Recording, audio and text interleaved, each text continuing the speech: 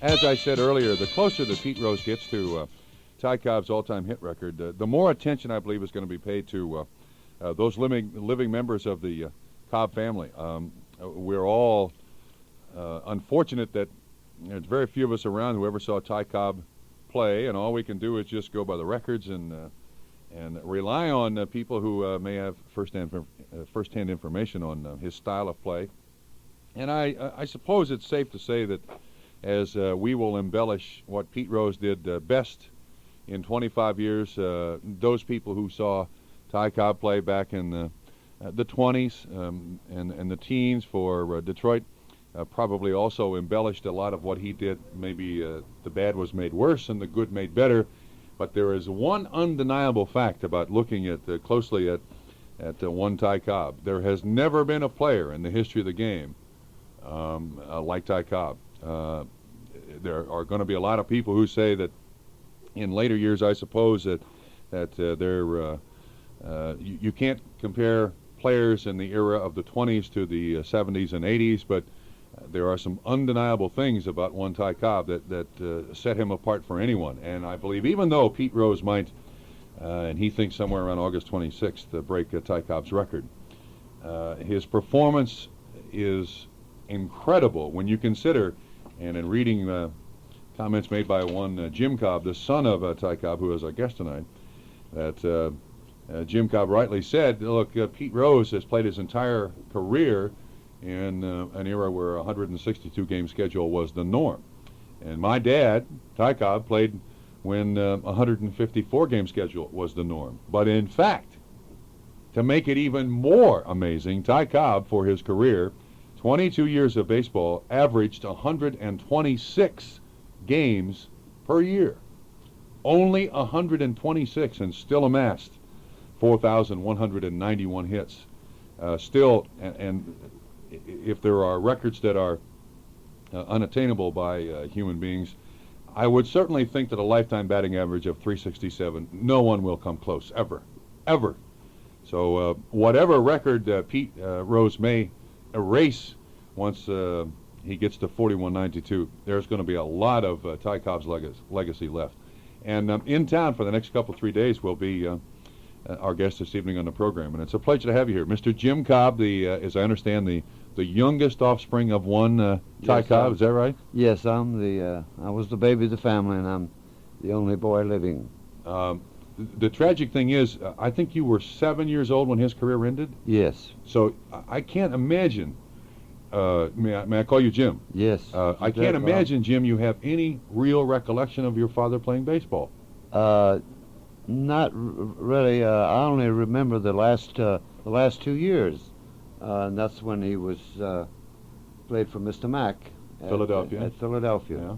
Yeah. And by the way, he always said those were the two most enjoyable years of his career in baseball, because you got to play for the man he admired so much. Connie Mack.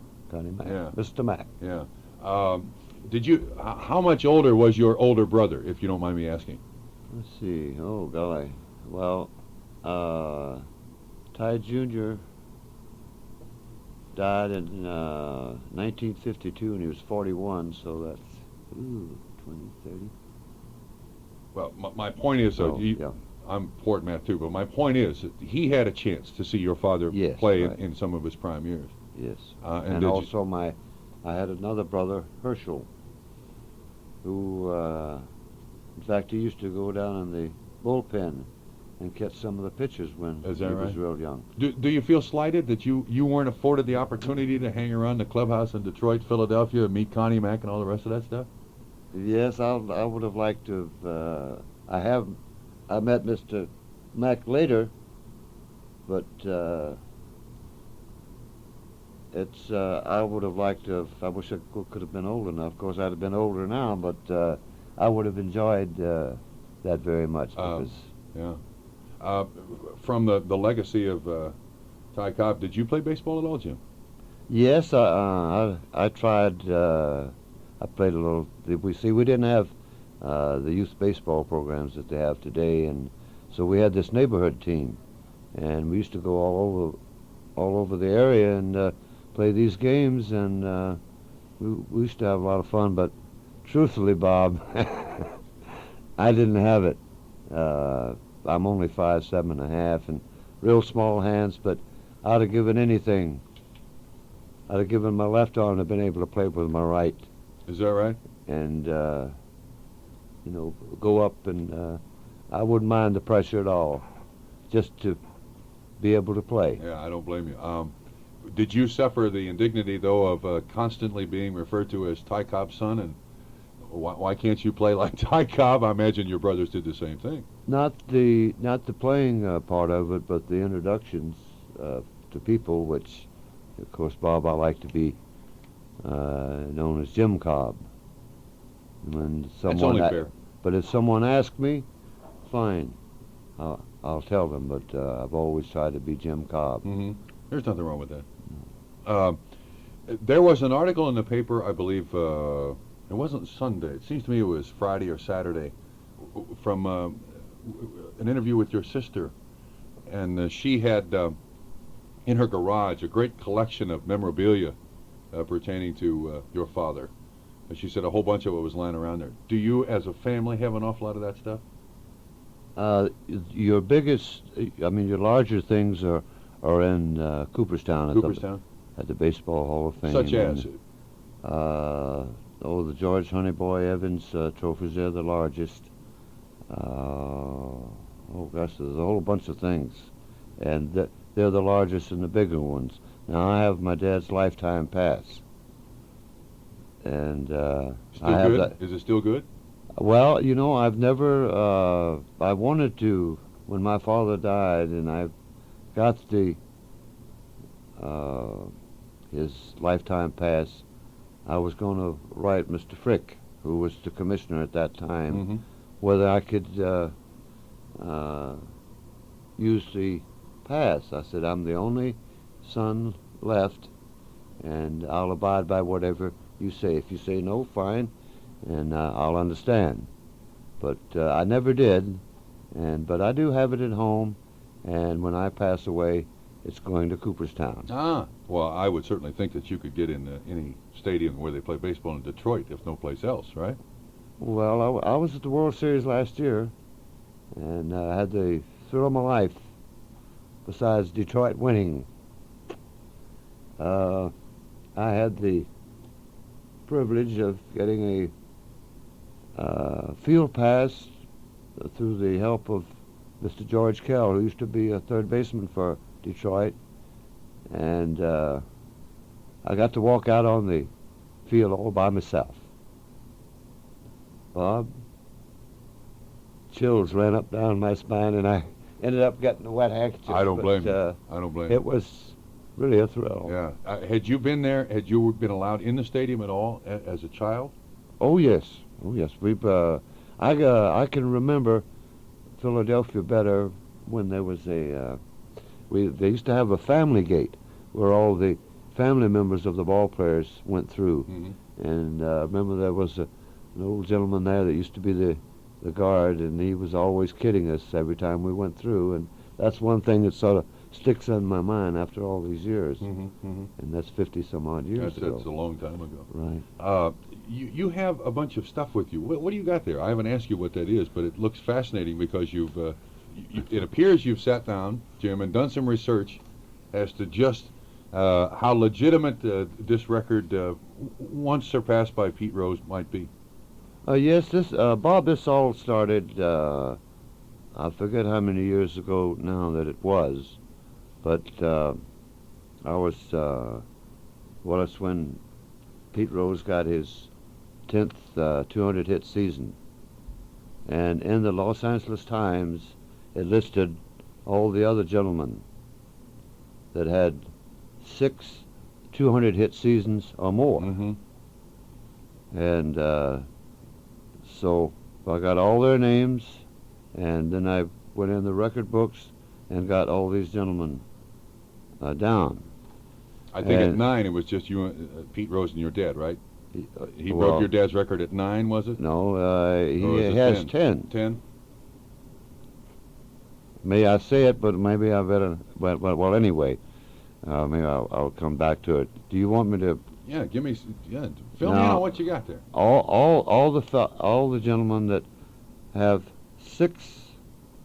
200 hit seasons or more, with the exception of one, played in the 154 game schedules. And you want me to say who they are? Sure. Let's hear who they are. Well, my father had 9 seasons. Lou Gehrig had 8. Willie Keeler had 8. Paul Weiner had 8. Charlie Geringer, Detroit Tiger, 7. Roger Hornsby, 7. Now this is before, way back there, a fellow named Jess Burkett had 6. Stan the Man Musial, 6. Edgar Rice, 6. Aloysius Al Simmons had 6. George Sisler had 6, and Bill Terry had 6. That's a pretty select group. Yes, and Pete Rose had 10. Now, I don't know. Let me see. I'll collect this stuff and I'll give it back to you. Go ahead. Go through there. Whatever you got. And so this made me really dig into this a little bit. So I got this information.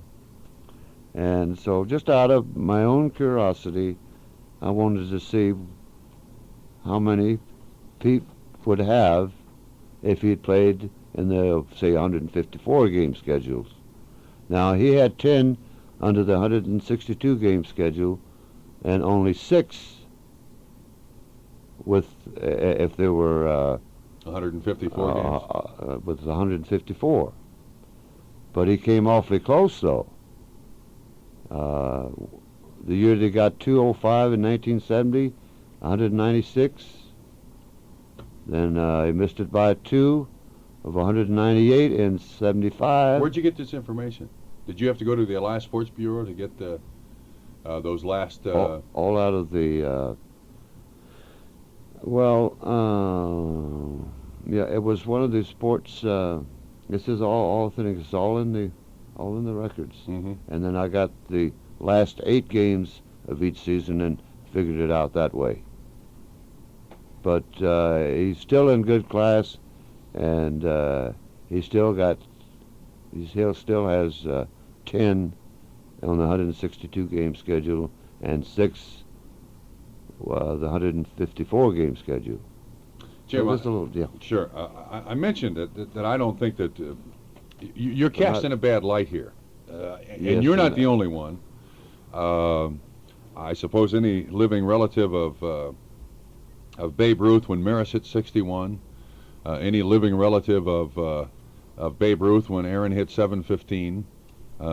Anytime someone's record is broken in the history of baseball, then suddenly, if that person is not around, the family members are put in a position of judging whether the new record is a record that will stand, or is it an acceptable record. You're put in a position of defending your father's performance, which I don't imagine is very comfortable for you. Am I correct?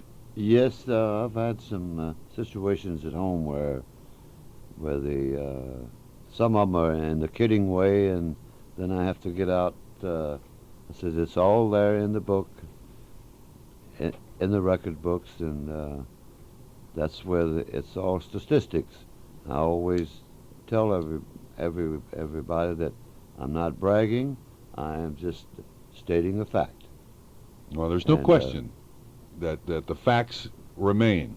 That I believe he was the first guy inducted into Professional Baseball's Hall of Fame with a very illustrious group, but he got the most votes in 1933. 222 out of 226 votes. Mm-hmm, mm-hmm. There are enough stats on one Ty Cobb to make anyone, I think, appear somewhat foolish if they're going to say that Pete Rose's record means more than Ty Cobb's record, regardless of what the total number of hits is. I mean, your father was a spectacular performer under any set of circumstances. Thank you. But then so is Pete Rose. Yes, and Pete Rose would not have accomplished what he has accomplished without desire, love of the game, and hustle all the way. Yesterday was a good example. If anybody saw the game, they would have seen it. He laid down a bunt, a good high bunt, and he hustled all the way to first, and he legged it out. If he had been said, "Oh, gee, that's a bunt," and he was loafing going down there, he wouldn't have gotten a hit. But he legged it out and gave it his all, and that's how you succeed, in baseball, is to, or whatever sport it may be. You give it your all, and you'll be right up there. Well, that's what we understand is exactly the approach your father took too. He never loafed on any hit, and when he played seriously. Yes, the desire and the will to win. I think that has a lot to do with it. In fact, that's the object, isn't it, Bob? Sure. Of any sport, is to win. Sure. It's just hard to keep going for, in Pete's case, going into this season, 3,371 games, and in your father's case, 2,204 games. I mean, it's difficult to keep going at that level. Jim Cobb is our guest. He is the 63-year-old son of Ty Cobb in town, and we'll tell you why. What there's going to be available to you a little bit later. But Mr. Cobb is a retired Lockheed missile expert, and he certainly got my admiration because he's able to play golf 3 days a week out in California, and that's a good profession right now. And we'll continue Sports Talk with our conversation after this. Monday night on Sports Talk, and we have 3 hours this evening. Reds are off, and tomorrow they take on the San Francisco Giants. We'll have game time at 7:35, broadcast time at 7:05. Later on, Bob Howsam will join us, and presently with us, Jim Cobb, who is the youngest son of Ty Cobb. And as you can imagine, I think from now until Pete picks August 26th as the date that he might break Ty Cobb's record, where 41.92 might happen. Jim, I have a feeling that you may be back here in the middle of August. If you like humidity, I have a feeling you're going to get your dose if it does happen back in the middle of August. Would you be willing to come back? I mean, I don't want to put you on the spot, but has that been proposed? No one has asked me. I think there's something about my sister that she might come back. I have an older, two older sisters, being I'm the baby. There's some story about that she might come back. She and my nephew. Oh, I see. How about the second generation of Cobbs? Are they baseball players? I had no. There hasn't been any. I did have a nephew, my oldest brother's boy. He was Ty Cobb the third. And see, his father, my brother, died when he was 12. And I saw him, we went down to the ballpark and played catch and everything. And, you can see a young man that you can see something there. Mm-hmm. And so he told me the last time I saw him, well, first I'm getting ahead of myself. I believe my sister-in-law was always afraid it'd be too much pressure. And unfortunately, the school that, high school he went to, they didn't have baseball. And the last time I saw my nephew, he said, "Uncle Jim, I'd still like to have taken a crack at it." He said, "To heck with the pressure, just to satisfy my own mind. If I haven't got it, I haven't got it, but I would still like to have tried," and I think he would have been pretty good. Now, the interesting thing about that is there's a direct parallel between your nephew, apparently, and your dad. Am I not mistaken that when your dad was growing up, his father was a teacher, a professor of sorts, and wanted him to be in law or medicine? Yes. And was rather fractured when son Ty said, "No, I'm going to play baseball." And I think his father's last comment was, "Well, don't come back a failure." Yes. So he had correct. to go through the same thing, basically. Yes. My dad told me one time that before he went down to Augusta for the tryout, he talked about 3 or 4 hours, and my grandfather finally gave up and says, "Go, but don't come back a failure."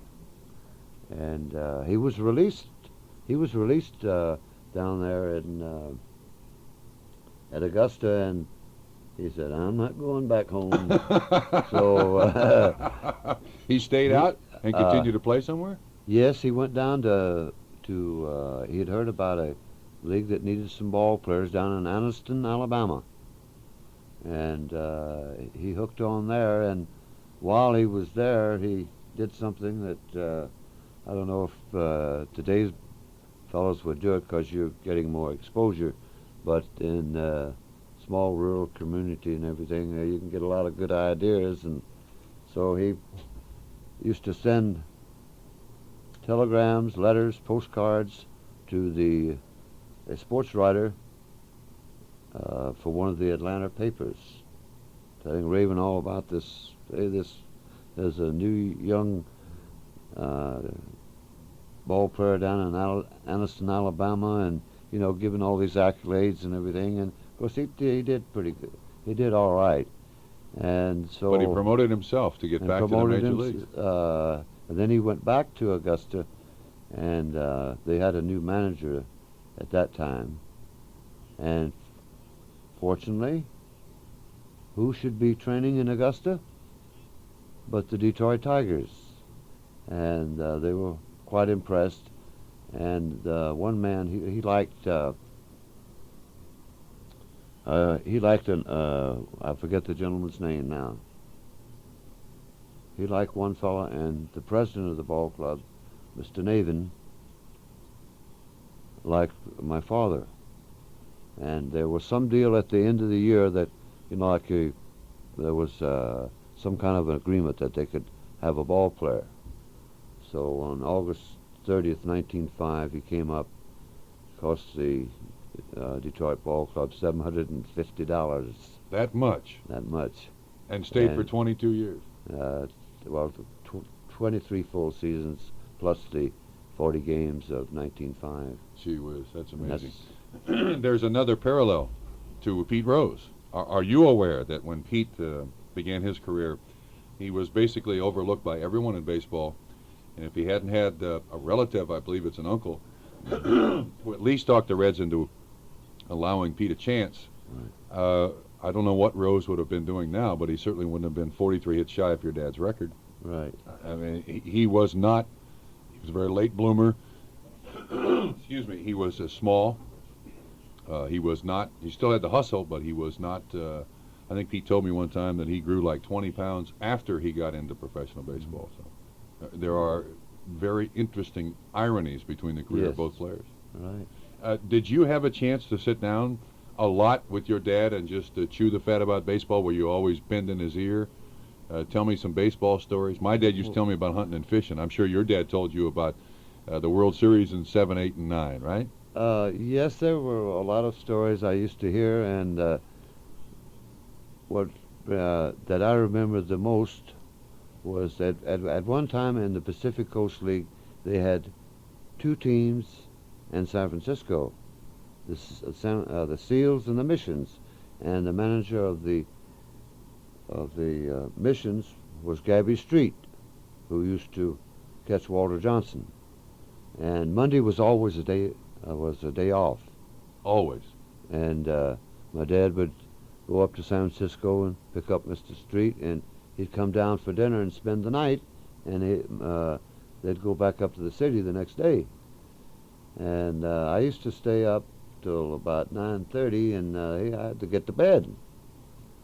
And they were swapping baseball yarns, and then about 2:30 in the morning, I'd wake up, and I heard this laughing going on. And those 2 gentlemen, those 2 guys, were still going at it at 2:30 in the morning. Is that right? What age are you talking about? At what age were you? Let's see, that time, 30, I was about 13, 14 years old. Gee, you had to be in heaven, absolute heaven, listening to those people. And yet, I also understand, Jim, that the list of your dad's friends was a very short list. He didn't hold a lot of people in as high esteem as he did other people, and there weren't a lot of guests to your home. Is that correct? That had something to do with baseball?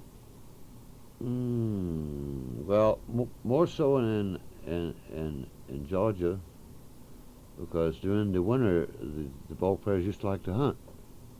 And you go down in Georgia with those bobwhite quail. Oh, I can remember they used to come in with half a crocus sack full of quail. How big's a crocus sack? You talking about a gunny bag?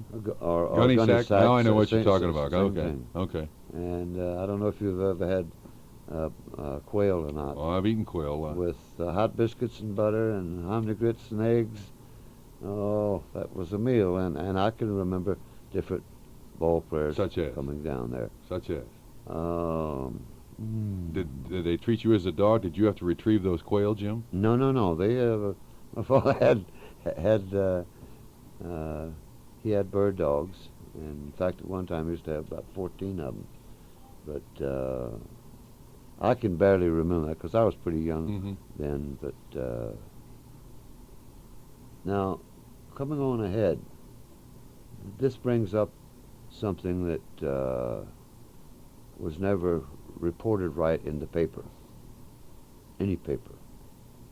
When my dad died, we had a family funeral that was never reported.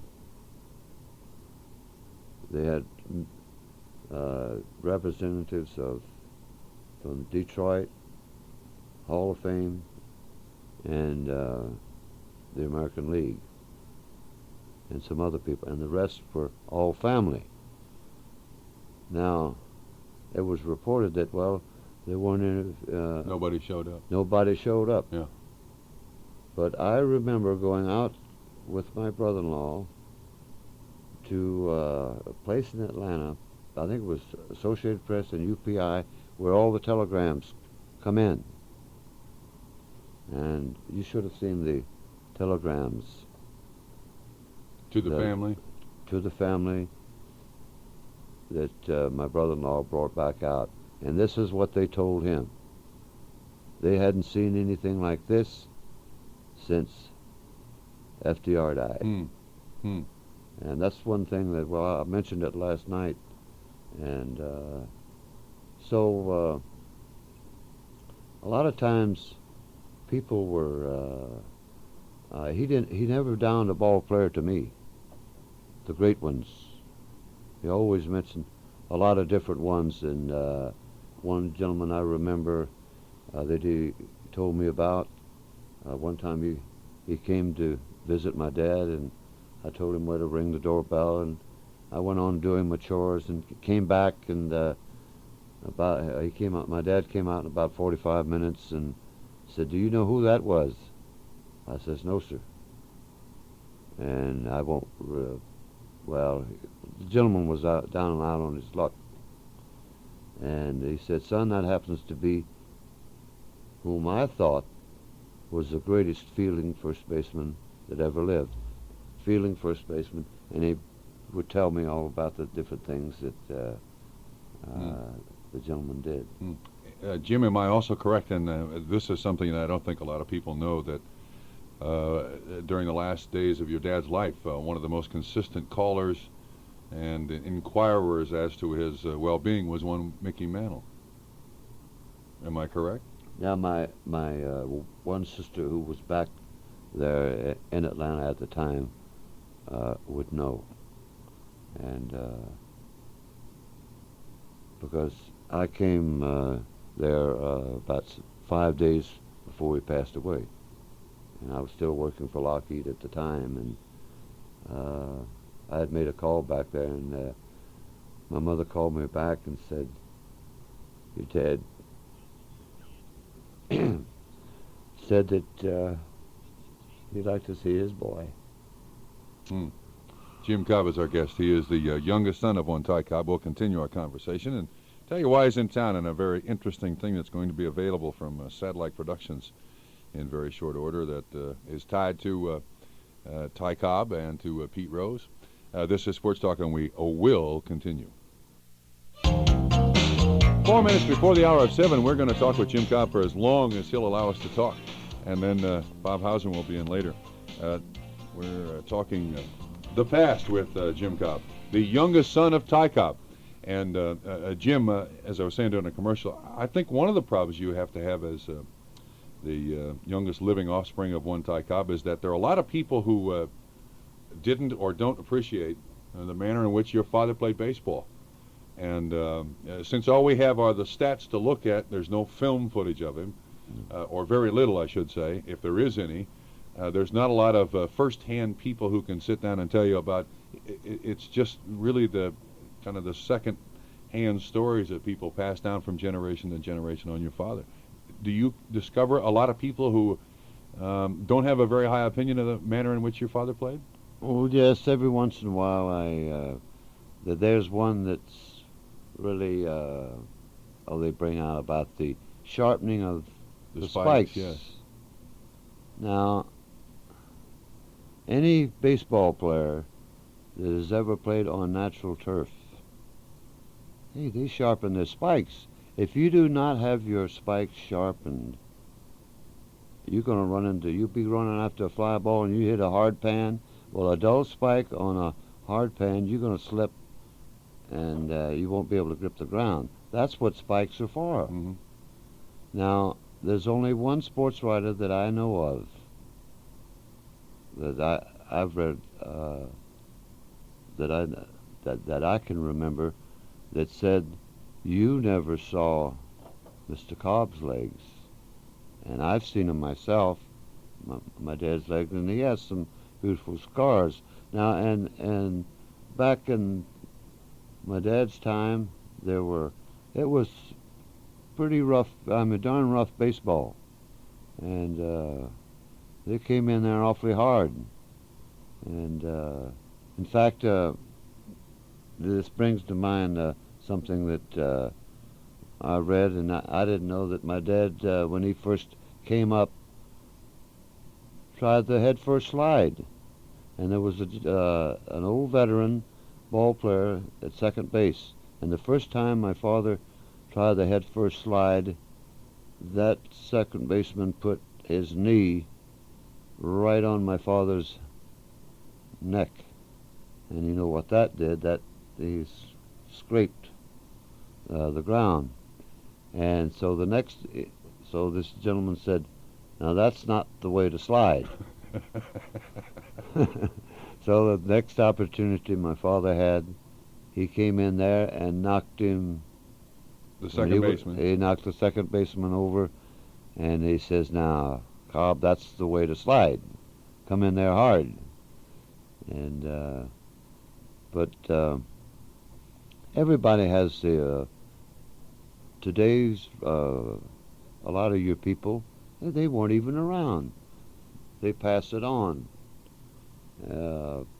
Different tales, and some of them are true, maybe. But my dad had a terrific desire to win, Mm-hmm. and that was uppermost in his mind, to succeed. And he often said that you have to succeed sometimes, and to be good, you have to make sacrifices. Mm-hmm. It's true. And but in those days, in the old days, that my dad told me many times, it was rough. When he first came up, it'd break your favorite bat, anything, and the old veterans would not help the rookies, and their idea was, "Why should I help you? Yeah. You're liable to take my job away from me." I'll tell you another aspect of it too that has probably changed more dramatically than anything else. Your dad, I think I looked 4 times in his career in a season hit over 400. There are no 3 times. Excuse me, 3 times. There are no stats presently in the. We can look it up here. We'll find out during the news. But there are no stats to look at. But I would venture to say that of those, when he hit as well as he hit, he had to be hit in the head, in the jaw.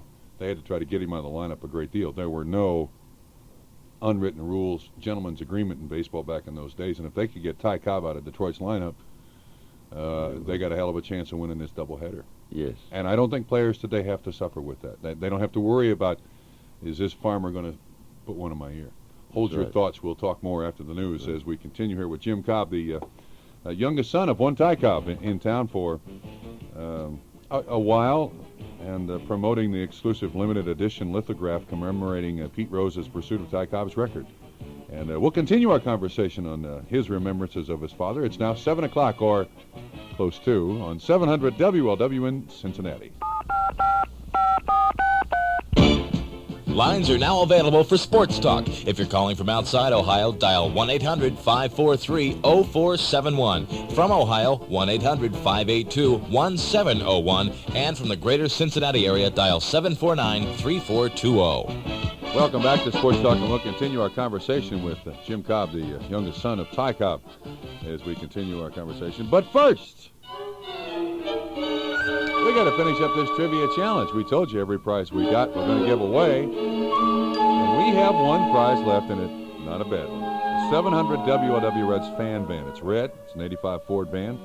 So if you call 749-3700, be caller number 8, you'll play the trivia challenge, and you'll have your chance to win the fan van.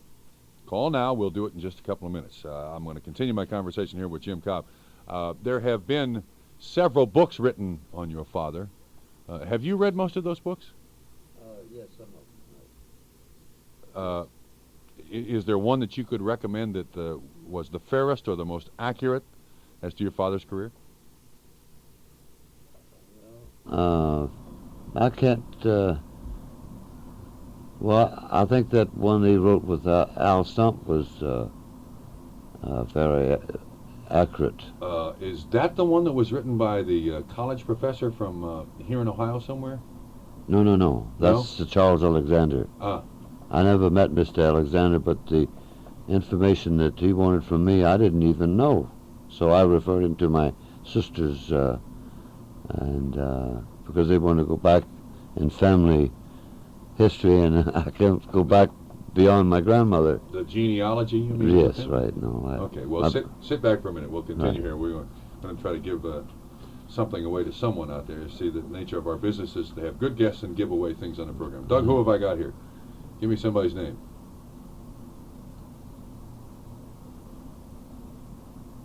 Okay. Is that him right there? Is this Lenny Dahlhoff? Yes, sir. Well, congratulations. You got a chance to play in the Trivia Challenge. Are you excited? Yeah, sure Oh, am. I can tell. Lenny, what's at stake is possibly a 1985 Ford van. Now, this is worth concentrating. You ready? Mm-hmm. All right, first question. If you get this right, you get a pair of tickets to the beach. That's across from Kings Island. You ready? Right. Okay. Which would cost more, an ounce of gold or an ounce of silver? Ounce of gold. Very good. Congratulations, Lenny. You win a pair of tickets to the beach. That's question number 1. Now, if you answer question number 2, you'll get a season pass for 4 to Americana Amusement Park, Lenny. You got kids? You got a family? Yeah. All right. This is right up your alley then. Okay. Get ready. Here we go. What former Saturday Night Live regular went on to star in such movies as Vacation and Foul Play? Chevy Chase. Very good. Congratulations, Lenny. Okay. Lenny, you're up to the big time now. You got to pick a garage. Pick any garage of any of the people on the air. Pick one. Yours, Bob Trumpy. Mine? Right. Hang on just a minute. Let me How find in the out world what's in did you there. get by those guard dogs, that steel insulated door, and all that protection over there? How'd you get in my garage?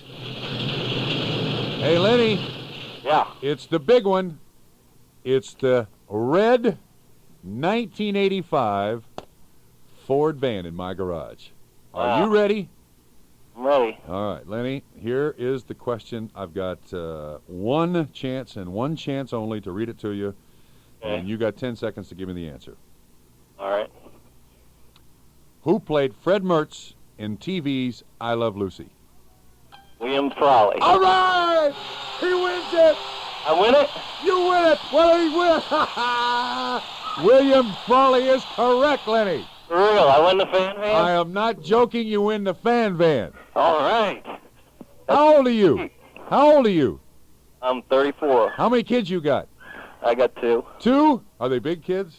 One of them's 9 and one's 3. Lenny, I'm not joking. With William Frawley being the correct answer, you have just won the last prize All in the right. 700 WLW Trivia Challenge. It's the 700 WLW Reds fan van. Okay. Congratulations. You got a 2-car garage? No, I don't. You're going to need one, kid, because you just won a van. Great. All right. We Now, give away. when do I get that? Doug Kidd will take care of it, and I imagine if you can get down here in the next 48 hours, you'll probably get it. I'm not sure, though. Hang on. All right. Lenny, Thanks a lot. Yeah, Thanks. Lenny, where do you live? Where do you live in Cincinnati? 1501 Jefferson, Covington. Covington. Oh, congratulations, Lenny. I'm happy for you. I'm very happy. Thank you. Yeah, what are they going to do with a red van, though, in the state of Kentucky? I can use it. Yeah, you're gonna paint it Kentucky blue. You know that, don't you? Please? You're going to have to paint that thing Kentucky blue. You know that, don't you? I'll keep it for the Reds. Yeah, good for you. Lenny, congratulations. I'll put you on hold. Doug Kidd will talk to you and fill you in on the details. Thanks a lot. All right, you're certainly welcome. Lenny Dahlhoff wins a 1985 Ford van. That's not bad. William Frawley, the correct answer. How about that? I like that. I like that. I like people in our program to win things. Would you have known that? You wouldn't have known that? I'd have known that. Vivian Vance and William Frawley? His face, yes. Sure, you know that. 9:30 tonight with Cunningham. A new contest starts here on 700 WLW, and it's called On the Money. So you got to keep listening. How about that? Good for Lenny. Back with Jim Cobb. We were talking about the books written on your father and his career. Have some of them been rather unkind, in your estimation? Well, I'm not too familiar with some of them, but yes, there probably have been certain parts might have been not favorable, but most of them were pretty good. Is the one thing that you found throughout your life, and I suppose for lack of a better phrase, defending your father's career, has it been the flashing spikes going into second base, and has that been the one thing that most people bring up to you? Yes, quite a few people do that, but I again say that was the rough play in those days, and it's still rough. Especially around second base when they're trying to break up that double play combination. Yeah. Jim, in the off season, do you remember your father working out in preparation for the season? Yes, he used to train. He always kept in good shape. He did a lot of hunting, wore heavy-weighted boots, and also during spring training, he would wear heavy-weighted baseball shoes, and that way, when it was one of his little theories that when the season started, he'd put on the regular cleats and zoom, it felt he could go out faster. Feel like But Mercury. he always kept in shape because instead of going to spring training and be fat and have to really get in there and melt that excess weight off from, say, a banquet circuit or something like that, he was pretty well in good shape all the time. Mm-hmm.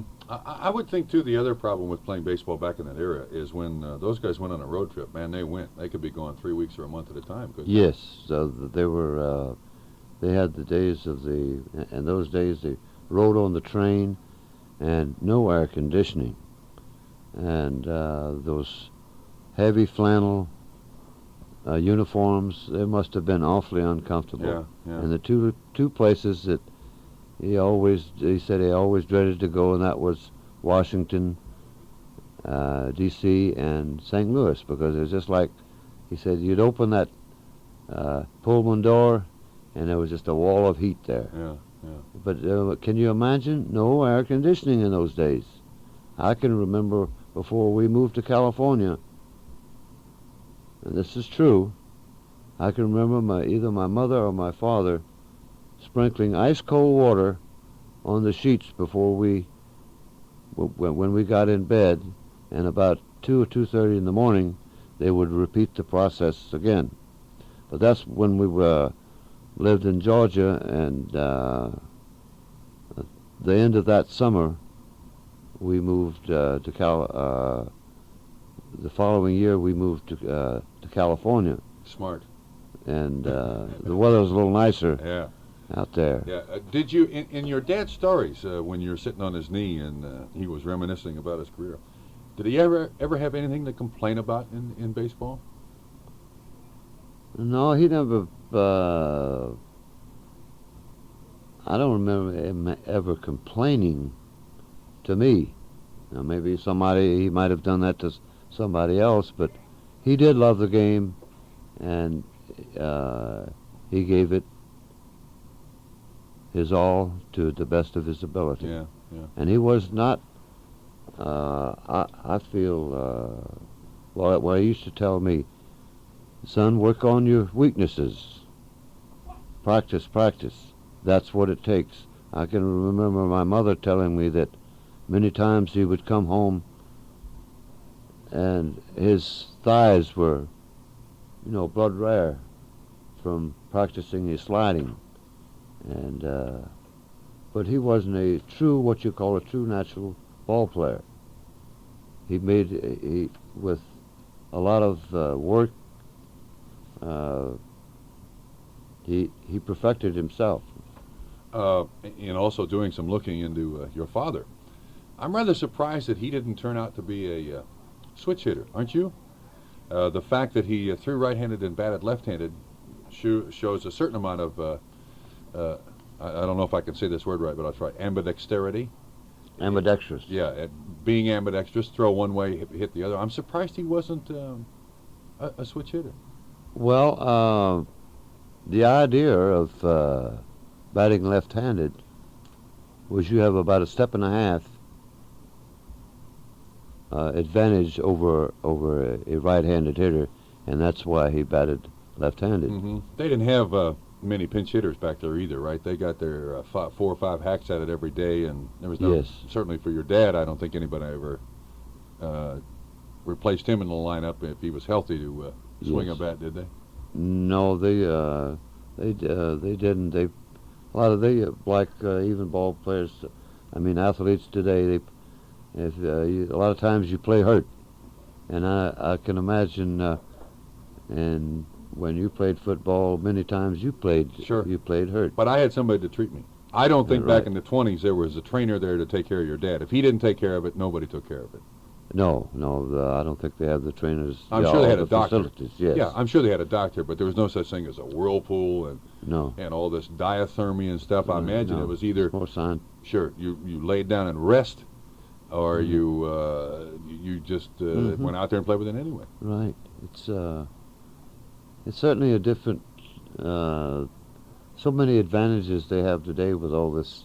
The science medicine thing is really becoming Sports medicine, no yes. question about it. Changed it a great deal. Right. Extended the careers of a lot of people. And back Yes. then, if you tore up a knee, I would tend to think it was the end of your career That's in just baseball. about If it. you messed up your shoulder, you were done. In fact, 15 years ago, if you messed up your shoulder, you were done. Right. Maybe true of a knee too. In the career of your father, and in looking back at it, was it something that he continued to talk about throughout his life? He never got to the point where he wanted to say, I don't want any more baseball. Don't talk to me baseball. Was he always willing to share a story with anyone? Yes. He loved to talk baseball. And he was actually a very poor speaker in front of a bunch of people. But how I used to work, they used to have what they call smokers, which is the same thing like a hot stove league.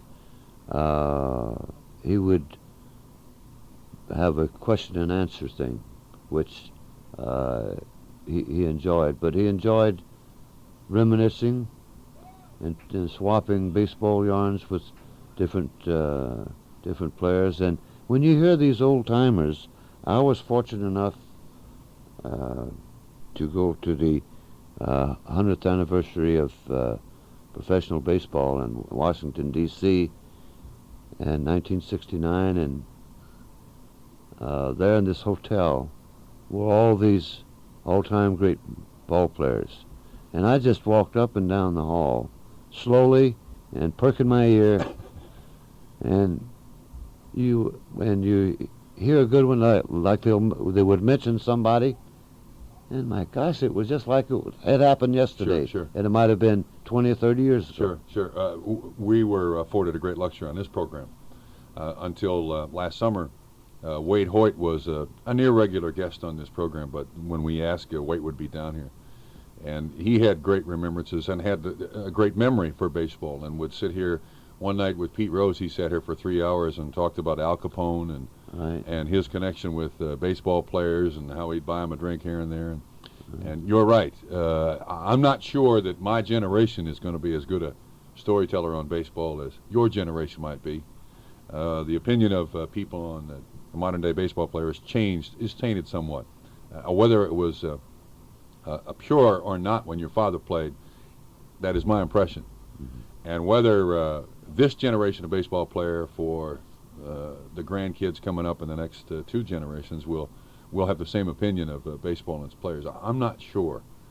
I don't know if we will or not, but the players of your dad's era are almost bigger than life, some of the things that they accomplished. And your dad is certainly at the top of the list. There were certainly some and many great ball players. May I ask something? Sure, ask. I've never understood why there is one player that is not in the Hall of Fame that I cannot understand. Why not? Now, if I'm not, I may be wrong, but as far as I know, there are only 3 catchers that batted over 300 career average, and 2 of them in the Hall of Fame. And the one gentleman that isn't played for Cincinnati. I've never understood. Maybe the information is out. You know who I mean? Oh yeah, the Schnoz, Ernie Lombardi. Ernie Lombardi. We haven't the slightest idea. Other than they all remember that one World Series where he wasn't a fast man, but that's an understatement. He had a good arm, and he had over 300. He was one of the 3 catchers that I know of that had a lifetime batting average of over 300, and yet he's not in the Hall of Fame. Jim, that is an absolute mystery to the city. No one seems to know. Although I can give you a common theory that's now thrown around a great deal. You can count on one hand the number of people who saw Ernie Lombardi play, and play a lot. And I think it's the same reason that Pee Wee Reese waited for so long. Yes. Out of sight, out of mind, I think is part of it. Reese was the glue that kept everything together in Brooklyn. Dodgers, right. And he almost single-handedly helped Branch Rickey break the color barrier with Jackie Robinson just by going over and patting him on the shoulder, and bam, the stigma was gone. Right. And Pee Wee's another guest of our program because he still works for Hillerick and Bradstreet down there. We can't answer that question about Ernie Lombardi. There aren't a lot of people, I think, that can give you a justifiable reason. And those people that you talk to, when you talk to them, say, it might be this. And it's a minute thing in the Schnoz's record, like he stole 3 bases in his entire career or something like that. I think there are some people, correct me if I'm wrong, you'll remember this name, the backup catcher that was on the ball club that committed suicide, was his name Hirschberger? Yes, William Hirschberger. There are some people apparently that feel that may have something to do with it, that was a very black era for professional baseball, and in some way, shape, or form, Ernie Lombardi is held responsible for that, for maybe not treating the kid as an adult because he was a rookie. You have no idea. But no one can say this is why it's not in there. Right. No one. Jim Cobb is our guest.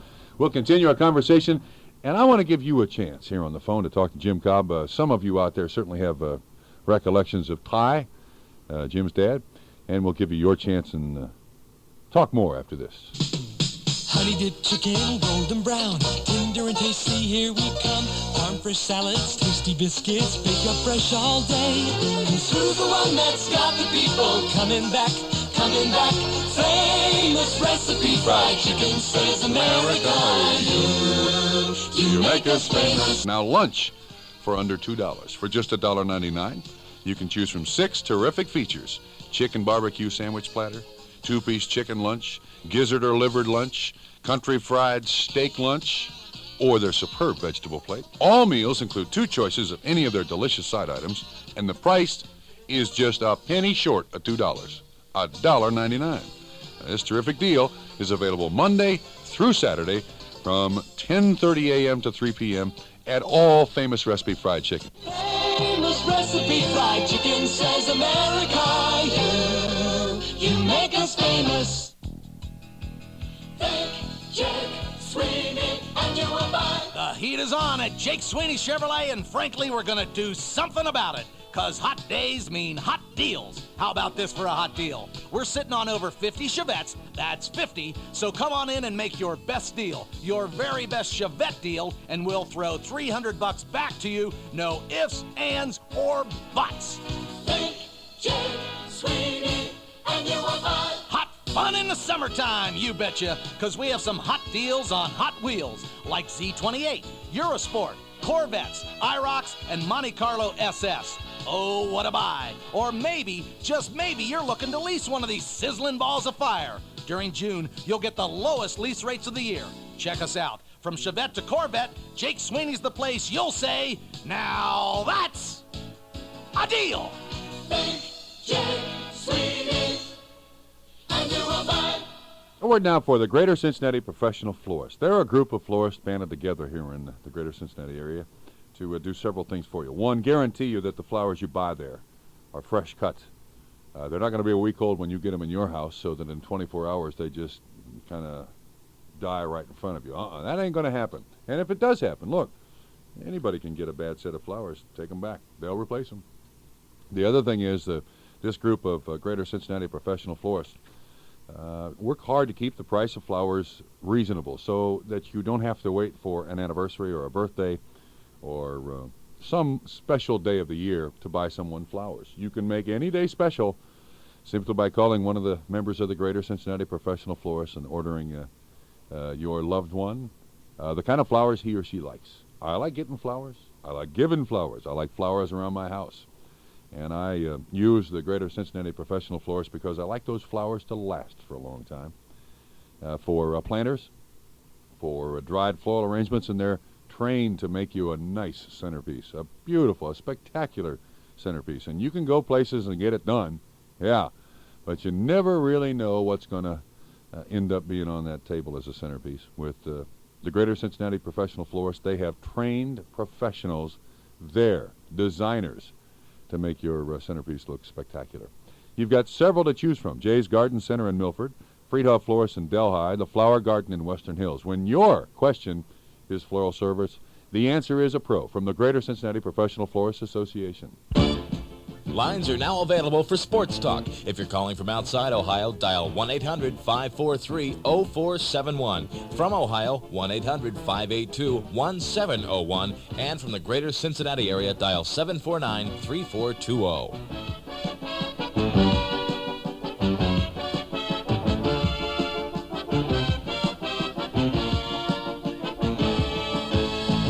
"26 minutes before the hour of 8. You were just mentioning making trips to Cooperstown. I would imagine that's a bittersweet recollection for you, going up there. How many times have you been to Cooperstown, first of all? The first time I went was in 1939, the very first one.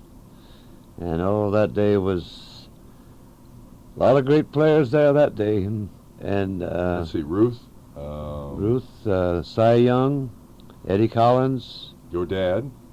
My dad, Tris Speaker. That's one that one of the great center fielders of all time. And there were so many ball players, and this is a little story that not many people know. I've just told a few friends of mine that something that happened to me there at that first first induction ceremony. I mean, of the whole thing up there. Dedication of the Hall of Fame? Yes. And my father went around and got all these autographs of all the fellows, all the gentlemen who were there that day that were inducted in the Hall of Fame. And I was going to take that ball home and shellac it or some way preserve those signatures. And to this day, I still kick myself. I left it on the seat of the train. Oh, no. Yes, and I hope somebody, when they saw that ball and looked at the autograph, said, wow, and put it away for safekeeping. And I'll never forget that. And then then the next time I went to the Hall of Fame was in 1976. I took my wife, Shirley, and that was very memorable. We went in and asked for Mr. Ken Smith, who was the director of the Baseball Hall of Fame at that time, and he was away on at a funeral of one of the deceased members of the Hall of Fame, and my wife reminded me, the letter, show him the letter, and because I told the young lady there at the desk,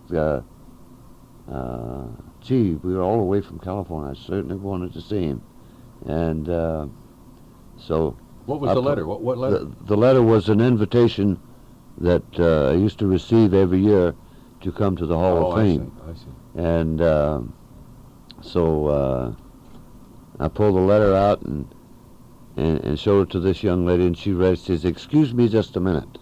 I'll be right back." Zoom.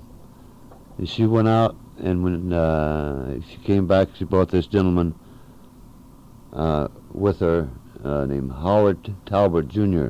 He is now the director of the Hall of Fame. And I'm not used to red carpet treatment because we were very low-key at home. Hey, we saw everything. We hit it at the right time before the summer season, and films took us all over town, and I hadn't seen the new area where the Hall of Fame itself is. Mm-hmm. And when we walked down in there, it just took our breath away. Oh, I can imagine. And, I can imagine. I would say to anybody, if they're ever in New York and have the time, budget-wise, do go to the Baseball Hall of Fame. It's a memory that you'll never forget. Yeah, I agree.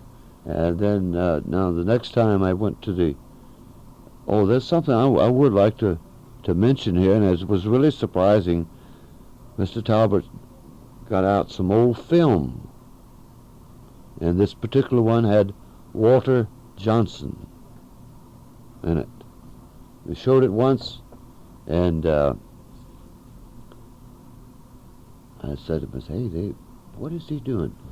And I asked Mr. Talbot, I said, "Howard, can we run that one more time? I want to show you something." So he ran it again, and you know, in all athletic endeavors, the follow-through, he was not following through. Looked like he was throwing all arm, and I don't know if that's the way, maybe he had something wrong with his toe or something. But it was actually a game film. Hmm.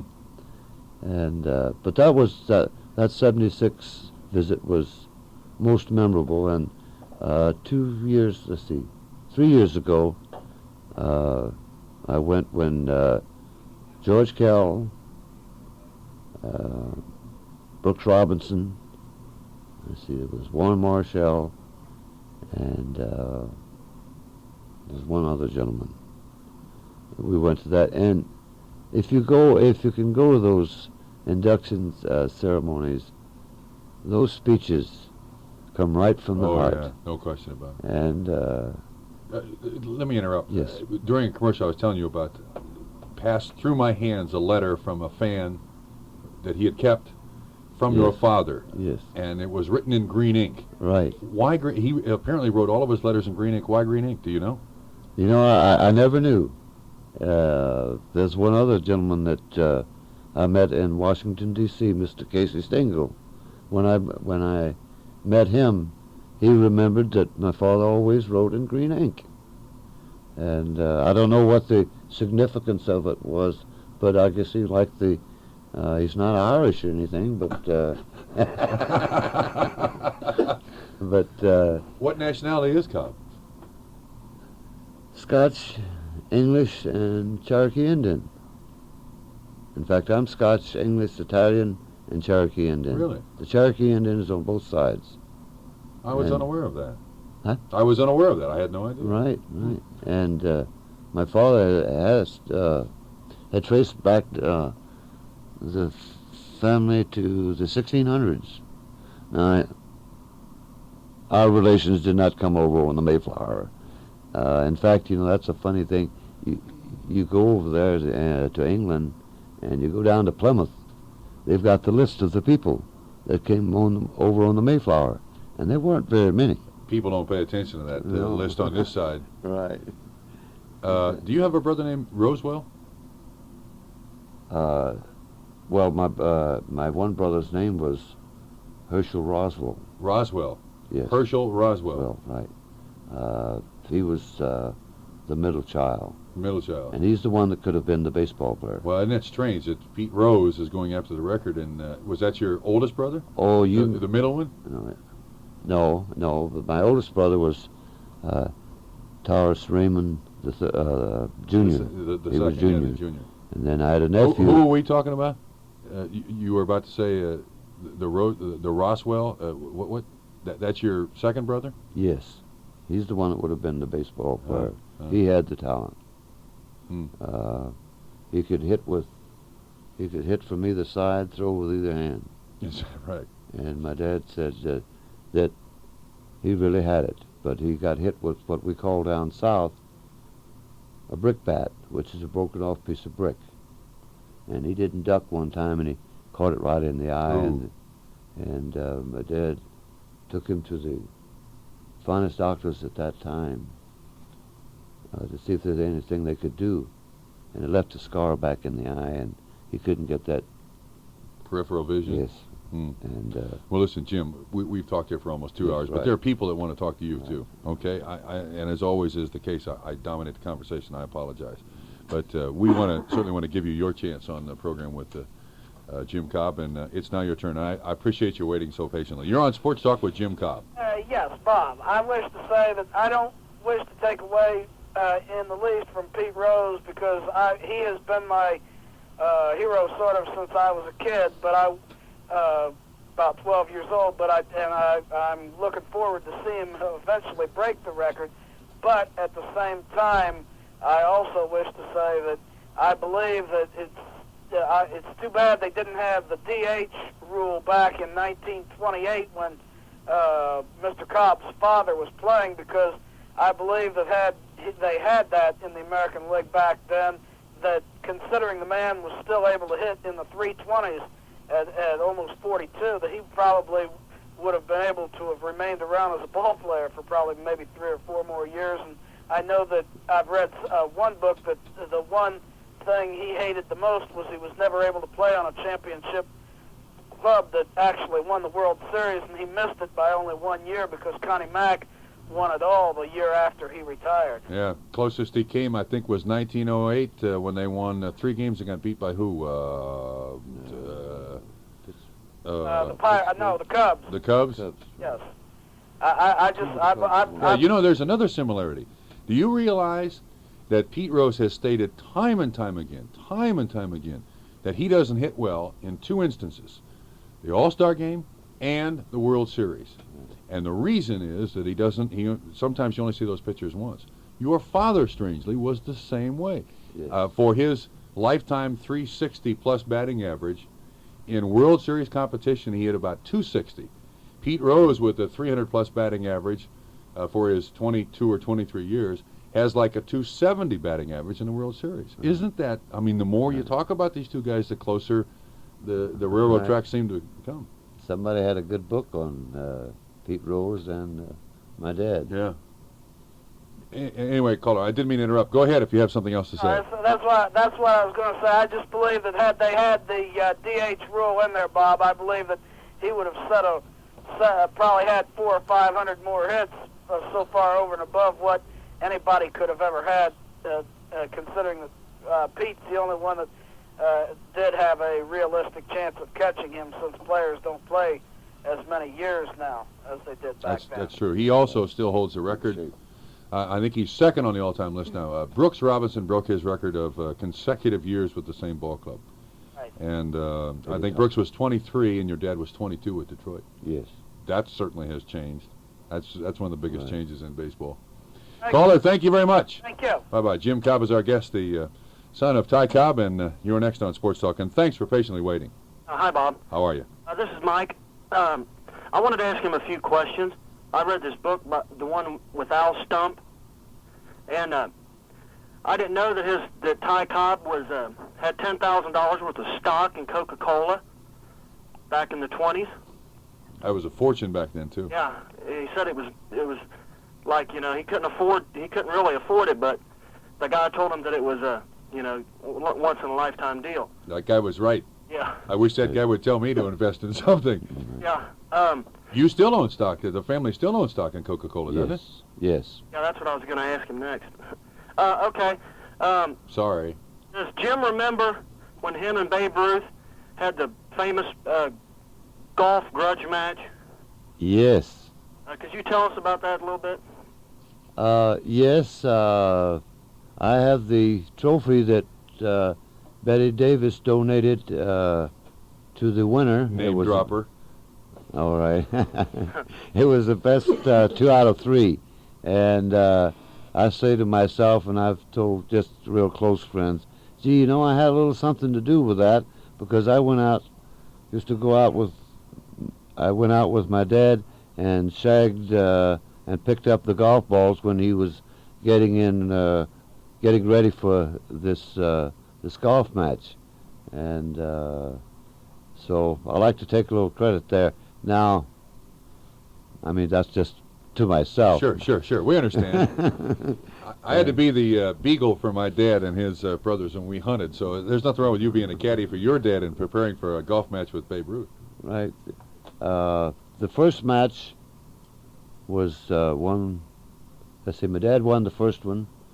The second one, the Babe won, and then they had the rubber match, and my dad knew how to, knowing the Babe over the years, knew how to get to him. And a little psychology is what won the third and winning round. Was your dad a good athlete other than baseball? Did he play good golf? Yes, he was about 8 or 9 handicapper. Ooh, that's nice. And of course, he used to hit from the left side too. But the Babe was, ooh. Did he play golf left-handed too? Yes. Two left-handed two left-handed golfers. Are you left-handed? No. You're right-handed? I'm right-handed. But I'd have given the left to play with the right. Yeah, I know what you mean. Caller, thank you very much. Thank you. All right, bye-bye. This is Sports Talk. We got a break here for the news, and Jim Cobb and I will continue on Sports Talk after this.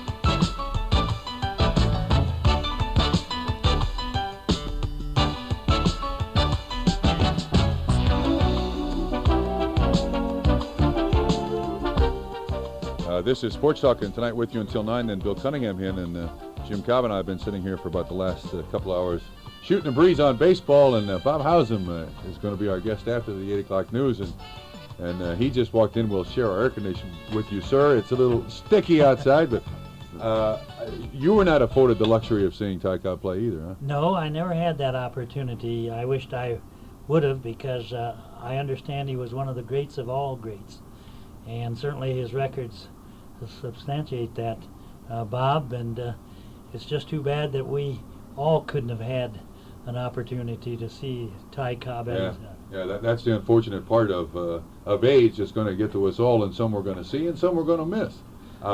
Everyone seems to think that the the parallel between Pete Rose and Ty Cobb is strangely similar. That Ty Cobb could play today, and Pete Rose could have played back then. Yes. Well, of course, they were both known for their great competitiveness.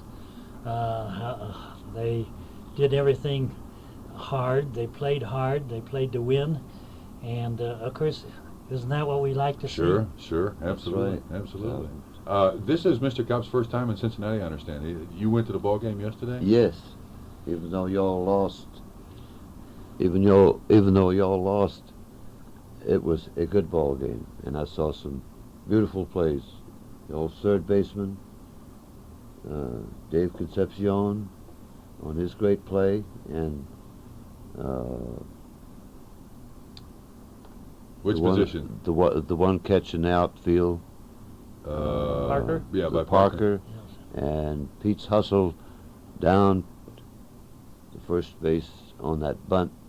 And if you don't hustle, he'd have never made it. Yeah. He wouldn't have gotten a hit yesterday. Well, that's why they call him Charlie Hustle. That's right. I think every that's the way time to do Pete it. gets an infield hit, he establishes yet another record for the oldest player to get an infield hit. get a He's leg. done that more than once this season. Right, he legged it out, and that's the way to do it. Yeah, he's retired. Did you know that? He's retired. He's doing the smart thing. You're about to do that, Bob. Well, I'll tell Keep you. busy. Well, I really find that there's so many things to do. Yes. That, and I'm sure that's why you're so busy. Well, this is. I don't go to many things because at home I'm very low key, and I don't, go around and tell them who I am or anything like that. But I know a lot of people, and but to come back here, it's been a most pleasurable visit, and I'm really the city of Cincinnati has got a lot to be proud of down through the years. May I ask you a question?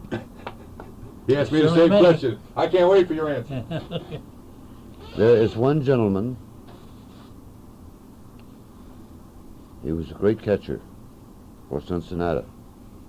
One of the three catchers of all time that I know of that had a over 300 lifetime batting average, and he's not in the Hall of Fame. Well, you were talking about Lombardi. Yes. That is rather unusual because 300 hitter now, is one of the tops of period and are sure to make probably the Hall of Fame. Yes. I didn't know him that well. Mm-hmm. The fans of this city speak so highly of as a player that he must have been an outstanding one. Yes. And though I don't know why. Do you, Bob? No. We've had an awful lot of people, Bob, that call this program and wonder the same thing. No one can. I've talked to Cy Burek and Earl Lawson, people who were in this area at the same time. They can't give a justifiable reason. They really don't.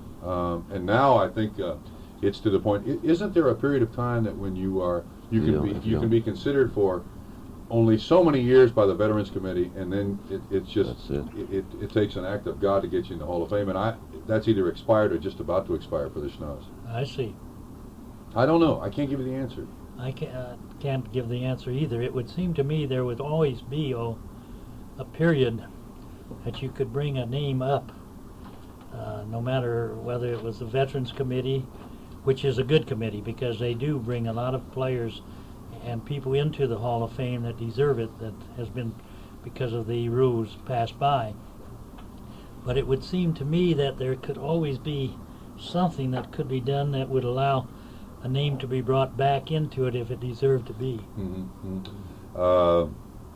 had a lifetime batting average of 306. In 2 World Series, he had 235, and maybe when the world was watching, even though back then there weren't a lot of the world watching, but maybe just those performances in the World Series left strangely an indelible mark on their memory. Is it 306?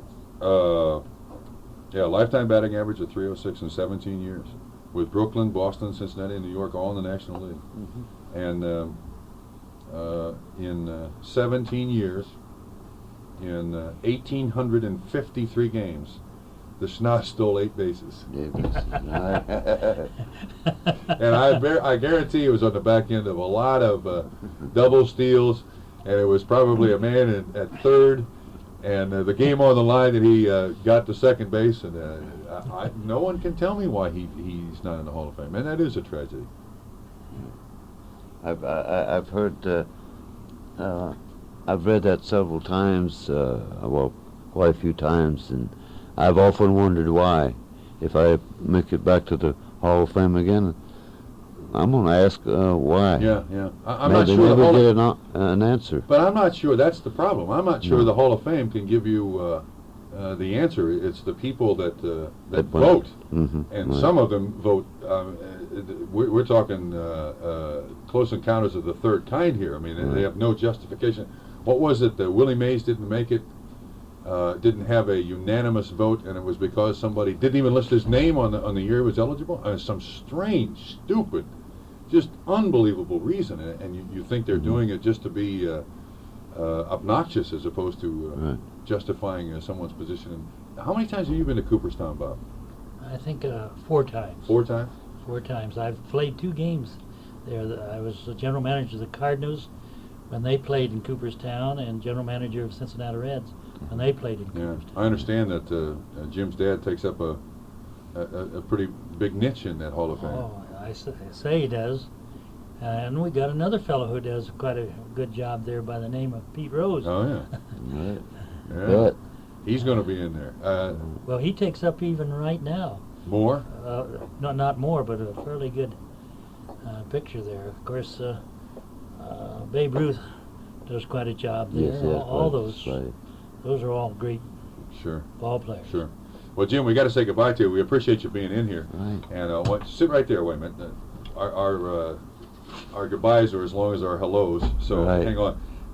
Jim was brought in by Satellite Productions, and in the near future, you'll see this limited edition lithograph commemorating Pete Rose's pursuit of Ty Cobb's record.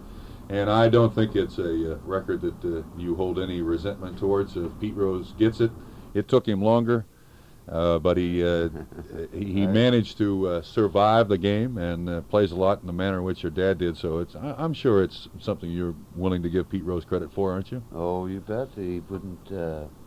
He did it all hard work and lots of fire and lots of hustle. Yeah. Well, we appreciate you being here. Have a safe trip home. Thank you. We hope that when the record approaches, we saw Stan Musial, and we saw, who else did we see when Pete Rose broke the, I've forgotten his name now. He had the National League record at 38 games, and he admitted they made a star out of him when Pete Rose broke his record. Doggone it, I can't remember it, but during the news I'll get it for you. But anyway, best of luck to you. Stay healthy, stay in touch. Thank you, and I've enjoyed my stay here, and it's been a pleasure being here. Good. Jim Cobb. And thanks to you, Tom Monahan, for bringing him in. And the lithograph will be available in the next, month or so? And I think it's one that, it's available now, and I think it's one that people will want to hang on their wall in commemorating Pete Rose's 4,192nd hit. This is Sports Talk, and we'll continue with Bob Howsam after the 8 o'clock news on 700 WLW in Cincinnati.